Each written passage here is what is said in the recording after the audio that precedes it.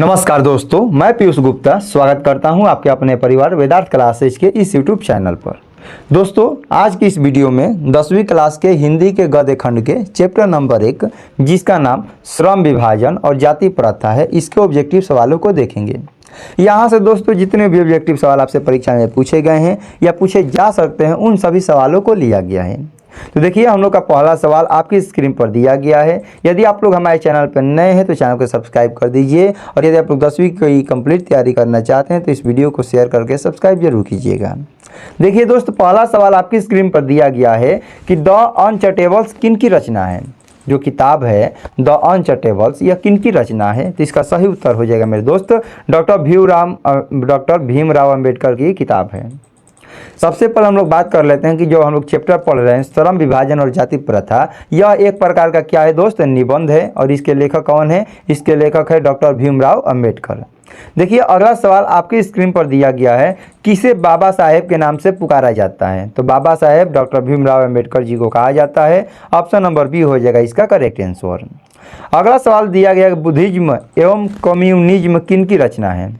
Buddhism एवं communism यह किन की रचना है, तो इसका सही उत्तर हो जाएगा भीमराव अंबेडकर की बुद्धिज्म एवं कम्युनिज्म रचना है। सही उत्तर डी हो जाएगा। अगला सवाल दिया गया है, हु आर शुद्राज किन की रचना है। जो बुक है हु आर शुद्राज यह किन की रचना है, तो इसका भी सही उत्तर क्या हो जाएगा, इसका भी सही उत्तर हो जाएगा डॉक्टर भीमराव अंबेडकर। यह इसका सही उत्तर हो जाएगा ऑप्शन नंबर ए। अगला सवाल दिया गया है कि मानव मुक्ति के पुरोधा किसे कहा जाता है। अभी तक सबका आंसर क्या आ रहा है हम लोग का, डॉक्टर भीमराव अंबेडकर। तो इसका भी सही उत्तर क्या हो जाएगा, मानव मुक्ति के पुरोधा भी डॉक्टर भीमराव अंबेडकर जी को कहा जाता है। अगला सवाल आपके स्क्रीन पर दिया गया है, अगला सवाल आपकी स्क्रीन पर दिया गया है कि भारत में जाति प्रथा का मुख्य कारण क्या है। बेरोजगारी, गरीबी, उद्योग धंधे की कमी या अमीरी। तो भारत में जाति प्रथा की एक प्रमुख जो कारण है वह है आप लोगों का बेरोजगारी। बेरोजगारी ही आपके जाति प्रथा का प्रमुख कारण है। अगला सवाल दिया गया कि जाति प्रथा स्वाभाविक विभाजन नहीं है, क्यों।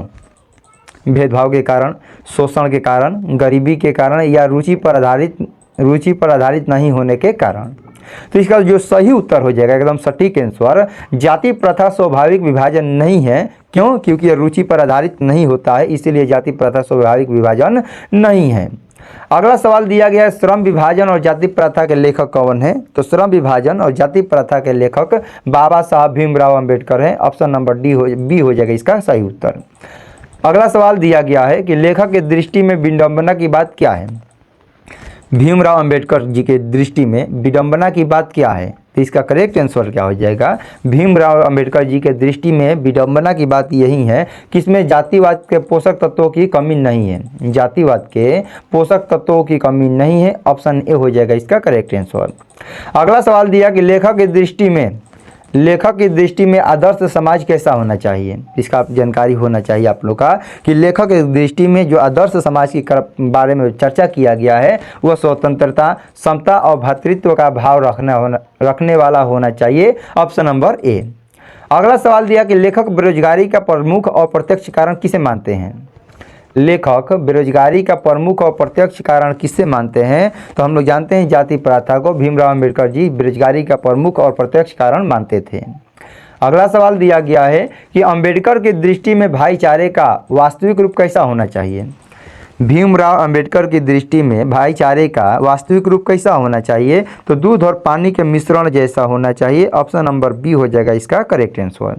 लेखक की दृष्टि में भाईचारे का वास्तविक रूप दूध और पानी के मिश्रण की तरह होना चाहिए। अगला सवाल दिया गया है कि भारतीय संविधान के निर्माण में महत्वपूर्ण भूमिका किसकी है। भारतीय संविधान के निर्माण में महत्वपूर्ण भूमिका किसकी है, इसका सही उत्तर हो जाएगा भीमराव अंबेडकर। अगला सवाल, सभ्य समाज की आवश्यकता क्या है। तो जो सभ्य समाज की आवश्यकता है वो आपका क्या है दोस्तों, श्रम विभाजन। श्रम विभाजन सभ्य समाज की आवश्यकता है, बी हो जाएगा इसका सही उत्तर। अगला सवाल दिया गया है कि इनमें से कौन सी रचना डॉक्टर भीमराव अंबेडकर की है। इनमें से कौन सी रचना डॉक्टर भीमराव अंबेडकर जी की है, तो इसका सही उत्तर हो जाएगा इनमें से सभी। जितने भी किताब है ये सब के सब डॉक्टर भीमराव अंबेडकर की है, चाहे वो आपका द कास्ट इन इंडिया हो या द अनचटेबल्स हो या द हु आर शुद्राज हो, ये सब के सब की इनकी रचना है, डॉक्टर भीमराव अंबेडकर की रचना है। अगला सवाल दोस्त दिया गया है कि आधुनिक सभ्य समाज श्रम विभाजन को आवश्यक क्यों मानता है? आधुनिक सभ्य समाज श्रम विभाजन को आवश्यकता इसलिए मानता है कार्यकुशलता के लिए आधुनिक सभ्य समाज कार्यकुशलता के लिए आधुनिक सभ्य समाज श्रम विभाजन को आवश्यक मानता है। अगला सवाल दिया है कि श्रम विभाजन और जाति प्रथा बाबा साहेब के किस भाषण का अंश है? तो ये जो आपका श्रम विभाजन और जाति प्रथा जो हम लोग किताब में पढ़ रहे हैं, यह बाबा साहेब अम्बेडकर के एनहिलेशन ऑफ कास्ट भाषण का यह एक अंश है। सही उत्तर हो जाएगा option number C, annihilation of caste भाषण का एक छोटा सा अंश है जिसका नाम है श्रम विभाजन और जाति प्रथा।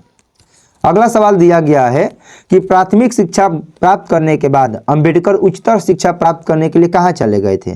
तो प्राथमिक शिक्षा प्राप्त करने के बाद अंबेडकर उच्च शिक्षा प्राप्त करने के लिए न्यूयॉर्क चले गए थे। सही उत्तर सी हो जाएगा। अगला सवाल दोस्तों दिया गया है कि अंबेडकर के चिंतन और रचनात्मकता के लिए प्रेरक व्यक्ति कौन है? तो इसका करेक्ट आंसर हो जाएगा कि अंबेडकर के चिंतन और रचनात्मकता के लिए प्रेरक व्यक्ति बुद्ध, कबीर, ज्योतिबा फुले, ये सबके सब थे। सही उत्तर हो जाएगा ऑप्शन नंबर डी। अगला सवाल दिया है कि जाति पाति तोड़क मंडल भाषण लाहौर में कब हुआ था? आप लोग इसका आंसर बताइए कि जो जाति पाति तोड़क मंडल भाषण था यह लाहौर में कब हुआ था? तो इसका सही उत्तर हो जाएगा 1936 ईस्वी में जाति पाति तोड़क मंडल भाषण लाहौर में हुआ था 1936 ईस्वी में। अगला सवाल दिया कि श्रम विभाजन और जाति प्रथा क्या है? तो जो श्रम विभाजन और जाति प्रथा है यह एक प्रकार का क्या है? निबंध है। करेक्ट आंसर हो जाएगा सी। अगला सवाल दिया गया है कि अंबेडकर के भाषण एनिहिलेशन ऑफ कास्ट को किसने हिंदी में रूपांतरित किया था? भीमराव अंबेडकर के जो भाषण था एनिहिलेशन ऑफ कास्ट, इसको हिंदी में रूपांतरण किसने किया था? तो इसका सही उत्तर हो जाएगा ललई सिंह यादव ने एनिहिलेशन ऑफ कास्ट भाषण को हिंदी में रूपांतरित किया था। अगला सवाल दिया कि अंबेडकर का जन्म किस परिवार में हुआ था? तो अंबेडकर का जन्म एक ब्राह्मण परिवार में हुआ था? ना। अंबेडकर का जन्म एक क्षत्रिय परिवार में हुआ था? ना। इसका सही उत्तर हो जाएगा ब्राह्मण का जन्म दलित परिवार में हुआ था। ऑप्शन सी हो जाएगा। अगला सवाल दिया गया कि लेखक को इस युग में कहाँ पर विडंबना दिखाई देता है? तो इसका करेक्ट आंसर हो जाएगा लेखक को जातिवाद में विडंबना की दिखाई देता है। ऑप्शन नंबर ए हो जाएगा। अगला सवाल दिया कि डॉक्टर भीमराव अंबेडकर के माता का नाम क्या था? तो डॉक्टर भीमराव अंबेडकर के माता का नाम दोस्त भीमाबाई था। डी हो जाएगा इसका correct answer. Doctor Bhimrao Ambedkar के माता का नाम भीमाबाई था। अगला सवाल दिया कि डॉक्टर अंबेडकर ने पीएचडी की उपाधि कब धारण किया? तो डॉक्टर भीमराव अंबेडकर ने पीएचडी की उपाधि 1920 ईस्वी में धारण किया था। अगला सवाल दिया कि the caste in India their mechanism किन की रचना है? तो the caste in India their mechanism यह किसकी की रचना है? तो भीमराव अंबेडकर जी की रचना है। अगला सवाल दिया कि आदर्श समाज स्वतंत्रता, समानता, भ्रातृत्व पर आधारित होगा, यह किनका कहना था? तो आदर्श समाज स्वतंत्रता, समानता, भ्रातृत्व पर आधारित होगा, यह डॉक्टर भीमराव अंबेडकर का कहना था। अगला सवाल दिया कि पेशे का दोष पूर्व निर्धारण करती है? तो इसका सब लोग जानते हैं उत्तर क्या मारना है? जाति प्रथा। जाति प्रथा पेशे का दोष पूर्व निर्धारण करती है। ऑप्शन नंबर बी हो जाएगा इसका करेक्ट आंसर। ऑप्शन सवाल संख्या 31 दिया है कि जाति प्रथा भारत में बेरोजगारी का एक प्रमुख एवं प्रत्यक्ष कारण बनी हुई है। यदि आप लोग किताब पढ़ रहे हैं तो सबका आंसर सही होना चाहिए। ऑप्शन नंबर सी, जाति प्रथा भारत में बेरोजगारी का एक प्रमुख और प्रत्यक्ष कारण बनी हुई है। अगला सवाल दिया कि मूक नायक क्या था? मूक नायक एक प्रकार का पत्रिका था। Option number B. अगला सवाल है कि डॉक्टर भीमराव अंबेडकर की मृत्यु कब और कहाँ हुआ था? तो डॉक्टर भीमराव अंबेडकर की मृत्यु दिल्ली में हुआ था, इस बात को याद रखिएगा। और कब हुआ था? तो 1956 ईस्वी में हुआ था। तो डॉक्टर भीमराव अंबेडकर की मृत्यु 1956 ईस्वी में दिल्ली में हुआ था। अगला सवाल दोस्तों दिया गया है कि डॉक्टर भीमराव अंबेडकर का जन्म कब हुआ था? इससे पहले हम लोगों ने पढ़ा कि डॉक्टर भीमराव अंबेडकर किस जाति के थे? तो दलित जाति के थे। अब यहाँ पर सवाल पूछा गया कि डॉक्टर भीमराव अंबेडकर का जन्म कब हुआ था? तो डॉक्टर भीमराव अंबेडकर का जन्म 14 अप्रैल 1891 ईस्वी को हुआ था। डी हो जाएगा सही उत्तर। अगला सवाल दिया कि डॉक्टर भीमराव अंबेडकर का जन्म कहाँ हुआ था? तो डॉक्टर भीमराव अंबेडकर का जन्म मध्य प्रदेश के महू में हुआ था। कब हुआ था? तो 14 अप्रैल 1891 ईस्वी को दलित जाति में हुआ था, दलित परिवार में हुआ था। ये बार बार आपको दलित सब बोल रहा हूँ क्योंकि परीक्षा में पूछा जा सकता है आपसे सवाल में। तो डॉक्टर भीमराव अंबेडकर का जन्म 14 अप्रैल 1891 ईस्वी को मध्य प्रदेश के महू में हुआ था। अगला सवाल है कि डॉक्टर भीमराव अम्बेडकर ने किस पत्रिका का संपादन किया था? तो डॉक्टर भीमराव अम्बेडकर ने बहिष्कृत भारत पत्रिका का संपादन किया था। अगला सवाल दिया है कि भारतीय संविधान का निर्माता किसे कहा गया है? तो भारतीय संविधान का निर्माता डॉक्टर भीमराव अम्बेडकर जी को कहा गया है। अगला सवाल दिया गया कि डॉक्टर अम्बेडकर का वाग्दम्य हिंदी के कितने खंडों में प्रकाशित हो चुका है? तो डॉक्टर अम्बेडकर का जो वाग्दम्य है यह कितने खंड में प्रकाशित हो चुका है? तो इसका सही उत्तर हो जाएगा 21 खंडों में। तो डॉक्टर अम्बेडकर का वाग्दम्य हिंदी के 21 खंडों में प्रकाशित हो चुका है, सही उत्तर हो जाएगा डी। अगला सवाल आपकी स्क्रीन पर दिया गया है कि आधुनिक सभ्य समाज कार्य कुशलता के लिए किसे आवश्यक मानता है? तो आधुनिक सभ्य समाज कार्य कुशलता के लिए श्रम विभाजन को आवश्यक मानता है। अगला सवाल दिया है कि डॉक्टर अम्बेडकर के पिता का नाम क्या है? तो डॉक्टर अम्बेडकर के पिता का नाम दोस्त क्या है? तो हम लोग जानते हैं रामजी सकपाल है और माता का नाम क्या है? भीमाबाई है। पिता का नाम है रामजी सकपाल, माता का नाम है भीमाबाई। अगला सवाल दिया गया है कि जाति प्रथा श्रम विभाजन के साथ साथ किसका रूप लिए हुए हैं? जाति प्रथा श्रम विभाजन के साथ साथ किसका रूप लिए हुए है? तो इसका सही उत्तर हो जाएगा मेरे दोस्त श्रमिक विभाजन का। जाति प्रथा श्रम विभाजन के साथ साथ श्रमिक विभाजन का भी रूप लिए हुए है। अगला सवाल दिया कि डॉक्टर भीमराव अम्बेडकर ने किस प्रथा को आर्थिक पहलू से खतरनाक माना है? तो डॉक्टर भीमराव अम्बेडकर ने जाति प्रथा को आर्थिक पहलू से भी खतरनाक माना है, डी सही उत्तर हो जाएगा।